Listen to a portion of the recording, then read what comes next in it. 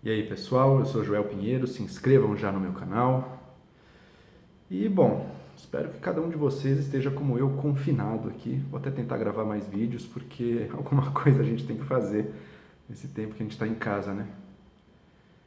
E se impõe sobre todos nós a discussão da política, né? E da política internacional agora. A gente não estava precisando de mais um problema, mas o filho do Bolsonaro, o Eduardo Bolsonaro, ainda conseguiu trazer para nós um incidente diplomático, justo com a China, né, com o nosso maior parceiro, ao replicar um texto lá que bota toda a culpa, de uma forma um pouco estridente, na minha opinião, na China. Né?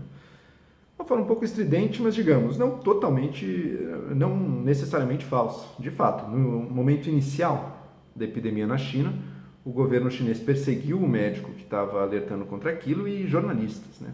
Negligenciou, negou os fatos, típico de um regime autoritário, que isso seja de direita ou de esquerda, é típico de regimes autoritários que qualquer problema que surge acham que estão mais preocupados com o lado político, como aquilo pode danificar o poder que o governante tem, do que em resolver de fato o problema. Né?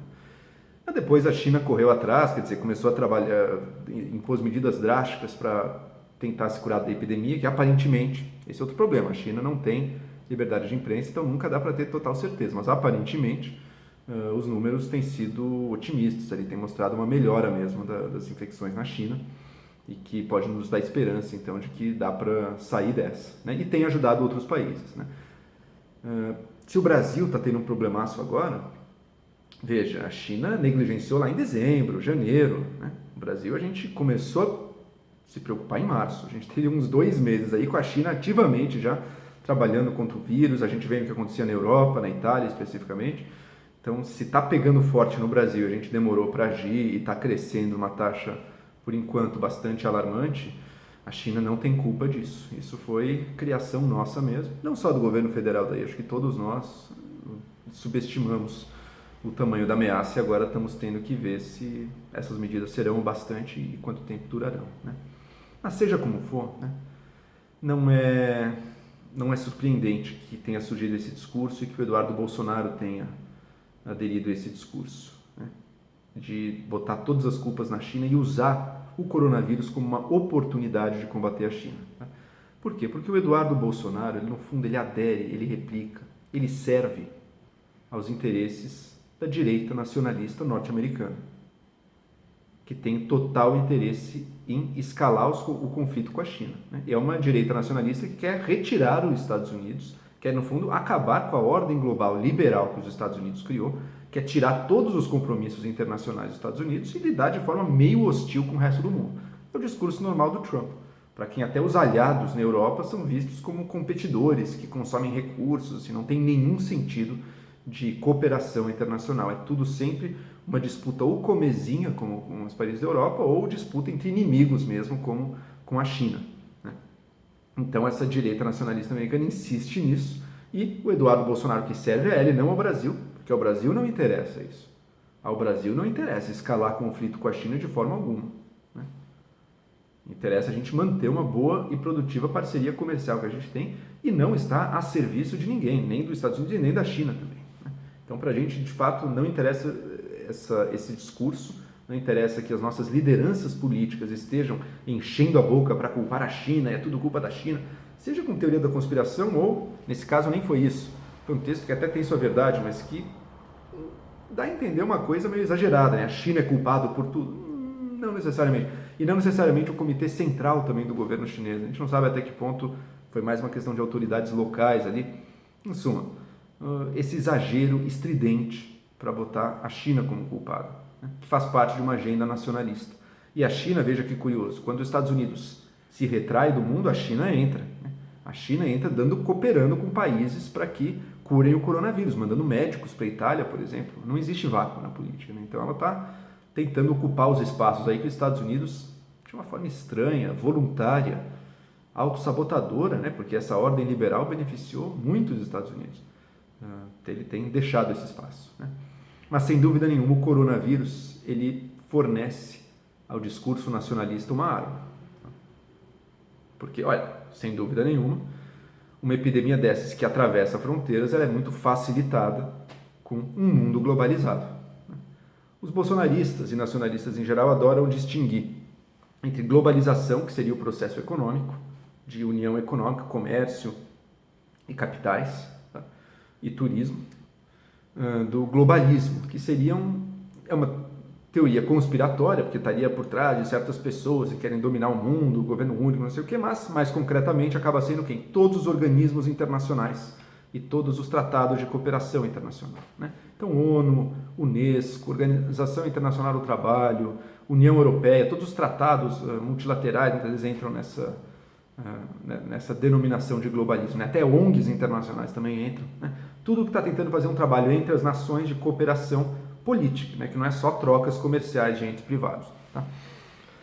E bom, a maioria dos nacionalistas, entre eles os americanos, eles sabem que globalização e globalismo caminham juntos, né? O Brasil é que tentou se separar as duas coisas. Então, o Trump nos Estados Unidos ele não é pró-globalização, ele quer fazer o protecionismo econômico nos Estados Unidos. O Bolsonaro aqui, a equipe dele, diz pelo menos que gostaria de fazer integração econômica, querem mais globalização. Só que veja, a globalização, ela traz, de fato, eles estão certos nisso, que tem que ter globalização, ela traz muitos ganhos para o mundo. É graças à globalização das últimas décadas que o mundo viu a maior redução da extrema pobreza da história, tá? Na China, outros países asiáticos, a América Latina também se beneficiou disso, embora em menor escala. O Brasil melhorou de vida também em grande parte por isso, por estar, ainda que mal, mas um pouco integrado num comércio, num mercado global, internacional, nos quais a gente vende nossos produtos. Agora, esses fluxos de mercadoria e de pessoas, por exemplo, no turismo, necessariamente ele vai envolver necessidade de ter estratégias globais também, de ter cooperação global entre os diversos países, em que os países possam estar juntos para resolver problemas que às vezes são criados pela própria globalização econômica, que traz muita riqueza e muitas oportunidades, mas traz riscos também. O desenvolvimento econômico da humanidade, a gente sabe, por exemplo, traz riscos e custos ambientais para o planeta, alguns dos quais, alguns dos mais importantes, como o aquecimento global, precisam de cooperação dos países para ser resolvido, porque um país unilateralmente não tem como dar conta disso. Outro risco da integração entre diversos povos é o espalhamento de doenças, né? Seja por trabalho, indo e voltando, seja por turismo também, né? No caso do Brasil, principalmente foi por visita de presidente e é um dos grandes vetores da doença no Brasil, infelizmente, a comitiva do Bolsonaro, né? E outro por turismo, de pessoas que estavam na Itália, voltaram, né? Então isso cria, e precisamos, portanto, de cooperação internacional, muitas vezes, para vencer isso, pegando as melhores práticas dos outros países, aceitando a ajuda dos outros países quando necessário e fornecendo essa ajuda também, né? Se a gente desmancha a rede de cooperação internacional, não tem ilusões de que vai dar para manter a globalização econômica, né? O livre fluxo de mercadorias e capitais, né? Porque ela cria uma situação no qual o destino dos países está interligado e, portanto, os problemas futuros também. E, portanto, cria a necessidade da gente resolvê-los. A globalização demanda o que eles chamam de globalismo, ou seja, demanda a cooperação política a nível internacional, né? Que não é nenhum bicho de sete cabeças, não é uma conspiração para acabar com os países, não. Assim como numa sociedade, se eu vivo junto de você, se a gente troca produtos, a gente vai, às vezes vai chegar a conflitos, vai ter que ter um jeito de resolver, às vezes a gente vai ter problemas comuns, precisamos cooperar para resolvê-los, né? E entre as nações é a mesma coisa. Se as nações saem do isolacionismo, elas vão ter que saber cooperar, inclusive do ponto de vista político. A direita americana não quer isso, ela é isolacionista e nacionalista, né?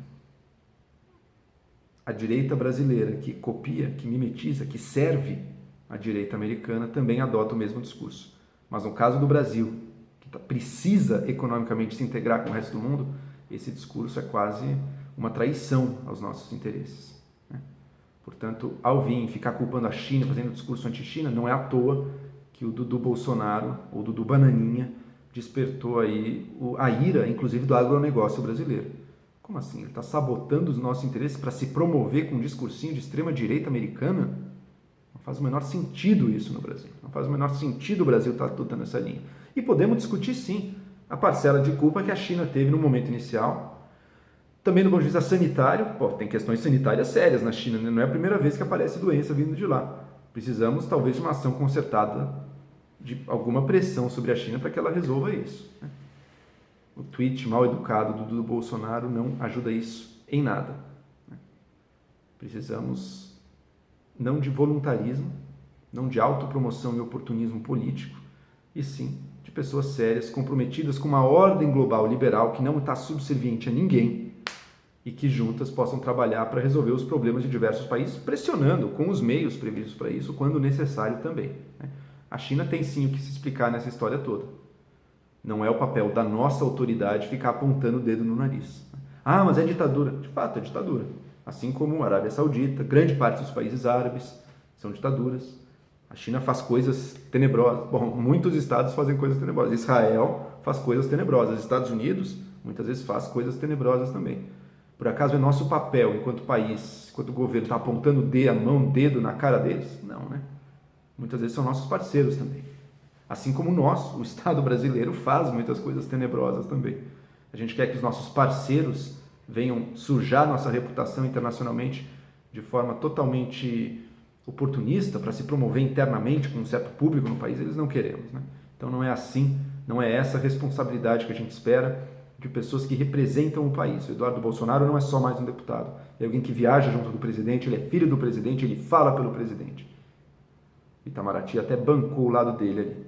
Esperamos mais. Não queremos uma usina geradora de crises no centro do poder no Brasil. E é isso que a gente tem agora. E isso é grave.